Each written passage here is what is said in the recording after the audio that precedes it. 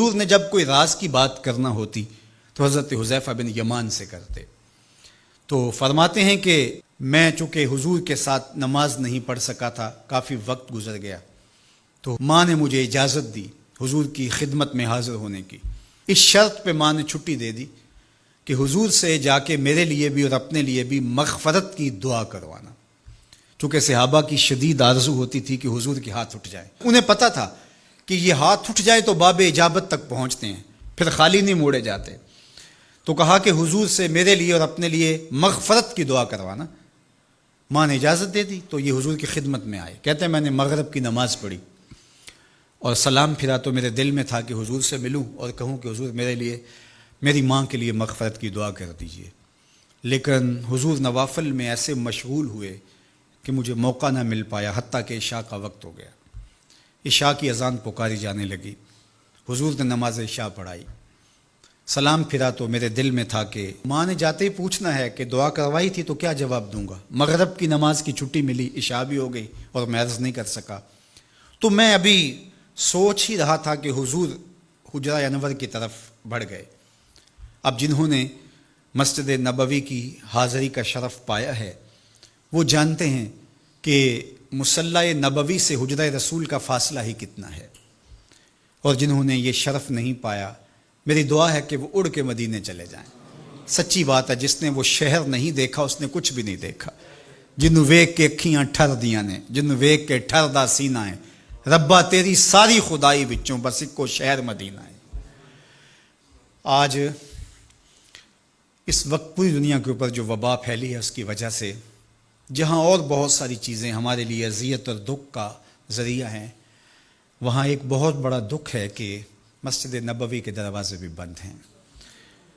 تو یہ دن تھے کہ حرم کی رونقیں دیکھنے والی ہوتی، مواج انور کے سامنے درودوں کی بہار ہوتی، مدینے میں بیٹھ کے حضور کے روضے کے سامنے حضور علیہ الصلاۃ والسلام کے شہر کی پکی ہوئی کھجوروں سے افطاری کرنے کا اپنا ہی لطف ہوتا. آج مدینے کے لوگ بھی ترس رہے ہیں.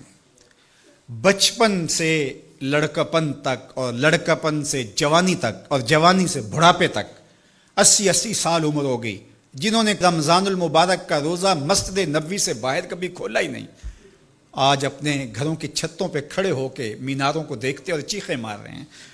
اللہ اس وبا کے دن مختصر کر دے اور اس امت کے لیے آسانیاں پیدا کر دے.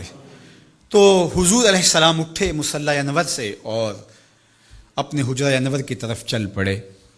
تو حضرت حذیفہ بن یمان کہتے ہیں کہ میں بھی حضور کے پیچھے چل پڑا. غیر ارادی طور پہ کچھ رفتار تیز ہو گئی تو قدموں سے آہٹ پیدا ہوئی. تو حضور نے ارشاد فرمایا کہ من ھذا، کون ہے؟ پھر خود ہی کہا حذیفہ تو نہیں؟ قلت نعم، میں نے کہا جی جی حضور میں حذیفہ ہوں. تو آقا کریم علیہ السلام نے کوئی توقف کیے بغیر فرمایا ما حاجتوں کا غفر اللہ لک وال امک، اللہ تجھے بھی بخش دے، تیری ماں کو بھی بخش دے، کس کام آئے ہو؟ اب حذیفہ بن یمان کہتے ہیں جو کام تھا وہ تو جنبش لب سے پہلے ہو گیا. یہاں تو لفظوں کا سہارا نہیں لینا پڑتا، وہ بند لبوں کی بولیاں سمجھتے ہیں. تو کہتے ہیں کہ جو حاجت تھی وہ تو پوری ہو گئی. یہی تو کہنا تھا کہ حضور میرے لیے اور میری ماں کے لیے مغفرت کی دعا کیجیے. پھر حضور نے ارشاد فرمایا قال ان ھذا ملک لم ينزل الارض قط قبل هذه الليلہ، اے حذیفہ یہ فرشتہ ہے جو اس رات سے پہلے زمین پر کبھی نہیں آیا، یہ پہلی مرتبہ آیا ہے. استاذن ربہ ان یسلم علیہ، اس نے رب سے اجازت مانگی تھی، مالک تیرے محبوب کو سلام نہ کر رہا ہوں، مجھے سلام کرنے آیا ہے. لیکن ساتھ ساتھ مالک نے کہا کہ جا رہے ہو میرے محبوب کے پاس سلامی پیش کرنے کے لیے تو ایک تحفہ بھی لیتے جاؤ، تو وہ بھی مجھے دینے آیا ہے. تو وہ تحفہ کیا ہے سنو، بے انا فاطمہ تا سیدۃ نساء اہل الجنہ، مجھے خوشخبری دینے آیا ہے کہ آپ کی بیٹی فاطمہ جنتی عورتوں کی سردار ہے.